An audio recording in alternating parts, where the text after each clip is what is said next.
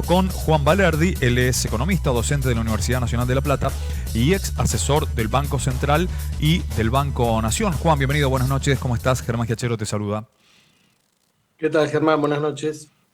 Un gusto, gracias por recibirnos, Juan. Bueno, en principio hay un tema reciente, el veto presidencial a lo que significó esta modificación en el plano previsional. ¿Está bien que le haya vetado Milei, que se haya dado de esa manera, o en todo caso podría haber tenido otro final eso? No, yo creo que lo que demuestra ese veto es la prioridad que tiene Milei respecto de para qué está el Estado y para qué está el gobierno de la Argentina, que claramente no es para defender a los que están más complicados, que en este caso son los jubilados, pero también hay mucha gente que tiene que ver con planes sociales o incluso con trabajadores que dan servicios desde el Estado y que no están, no son sobrantes, ni mucho menos. Sin embargo, la prioridad de este Estado es pagar la deuda externa y pagar la deuda de la timba financiera argentina. Esa es la prioridad uno, ¿no? En relación, ya que mencionas estos conceptos de pagar la deuda, de la timba financiera y demás, hay muchas reminiscencias a los años 90. ¿En qué se diferencia y en qué se parece de ese periodo histórico argentino esta gestión de Javier Milei? Que a los bancos siempre les va bien. Ujú. La diferencia sería que en realidad en la época de la convertibilidad era menos alevoso la timba financiera y ahora es más sofisticada. De la mano de Caputo, claramente que trabaja de eso desde que existe, desde que es adulto. Entonces se han armado circuitos financieros que son los que le están succionando recursos al Estado, que no está haciendo obra pública y que está entregando los recursos de YPF, los recursos de las empresas públicas y los recursos naturales prácticamente por nada, porque el RIGI implica que a partir del cuarto o quinto año no entra un dólar por todo lo que se exporte. No tienen ningún tipo de obligación y ya sabemos que obligándolos ha sido difícil conseguir que traigan los dólares. Imagínate si no los obligan, ¿no?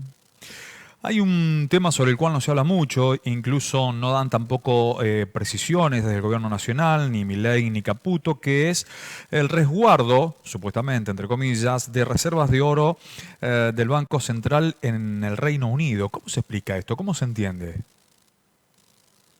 La Argentina no tiene ningún tipo de acceso al crédito externo porque no tiene reservas en el Banco Central para pagar la deuda, ni siquiera que ya tomó, entonces mucho menos le van a dar nueva deuda. Entonces la única forma que han encontrado de tomar nueva deuda es poniendo como garantía un bien extremadamente escaso en el mundo que es el oro físico. Hay muchos papelitos que dicen que hay oro físico depositado en Londres o en Estados Unidos y sin embargo se sabe que hay mucho más papelitos diciendo eso que el oro físico que hay. Es un bien mucho más escaso de lo que dice su precio y muchos Ujú. bancos centrales del mundo están reemplazando lo que pueden de dólares con oro físico, sin embargo es muy difícil conseguirlo. En el caso de la Argentina, a diferencia de todos los demás, en vez de acumularlo, lo estamos rifando porque al menor incumplimiento de esas prendas que están haciendo, el oro no vuelve nunca más. Esto ya lo había hecho Sturzenegger en 2018. Bien, cuesta entenderlo, ¿no? En principio, por lo menos para la gente común, para la gente de calle, para cualquier ciudadano de a pie, cuestiones como esta, ¿no? Sí, sí, que todos los países del mundo estén desesperados por acumular oro físico y que además está subiendo de precio y la Argentina lo esté empeñando para conseguir 500, 600, 800 millones de dólares de préstamo para, por otro lado, darse vuelta y pagar deuda, parece absolutamente descabellado y no tiene nada que ver con un planeamiento de largo plazo de cómo administrar reservas que son extremadamente escasas, que en realidad están en valores negativos en el Banco Central, ¿no? Si se habla de ventas, se habla de producción, se habla de industria, de pymes, de empleo, de pobreza, aparecen en escena números en rojo.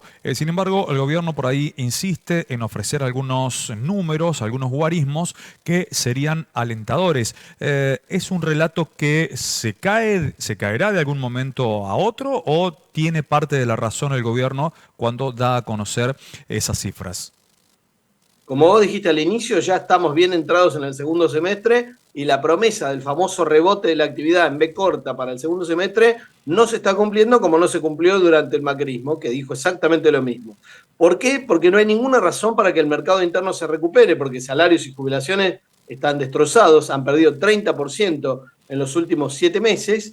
Al mismo tiempo, nadie va a invertir en un mercado interno deprimido y en un mercado que no tiene ni siquiera el empuje del Estado, que ha restringido fuertemente su gasto y esto implica una caída en las ventas también. Y finalmente la salida exportadora no es una salida que se pueda lograr ni de un día para el otro, ni mucho menos en un mundo que está competitivamente en guerra.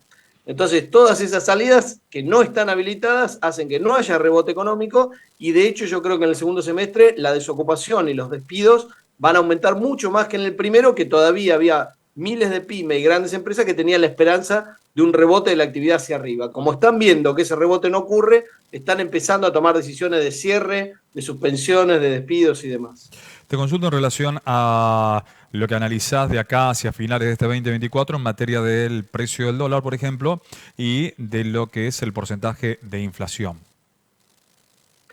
El porcentaje de inflación y el precio del dólar están hoy muy íntimamente ligados porque los grandes exportadores están presionando al gobierno para que haga una devaluación del dólar oficial, que ya devaluó 118% en diciembre, pero que de ahí para acá la inflación galopó y entonces le dicen, ahora este dólar de 1.000 no me sirve, neto de retenciones obviamente, entonces quiero que devalúes. El gobierno no da el brazo a torcer, ¿por qué? Porque el único número que pueden mostrar como positivo en su gestión es la baja de la inflación del valor al que ellos mismos llevaron en diciembre al 25%, cuando Milei, al ganar el balotaje, le dijo a las empresas que hagan lo que quieran, que él no les iba a controlar los precios máximos.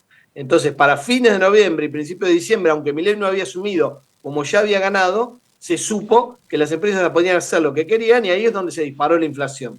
Finalmente, en diciembre dio 25% y después de ahí la lograron bajar ahora a entre 4 y 5%, pero si llegan a tener que devaluar, que es la presión que le están metiendo los exportadores, saben que el gobierno no tiene espalda en el Banco Central para aguantar mucho tiempo sin esa devaluación. Si llegan a devaluar, se les va a ir el único indicador positivo, que es la inflación, a 9-10% adicional como mínimo. Juan Balerdi, en diálogo con Canal 20 Noticias, muchas gracias por este contacto. Un abrazo grande, hasta la próxima. Muchas gracias. Nosotros avanzamos y hablando de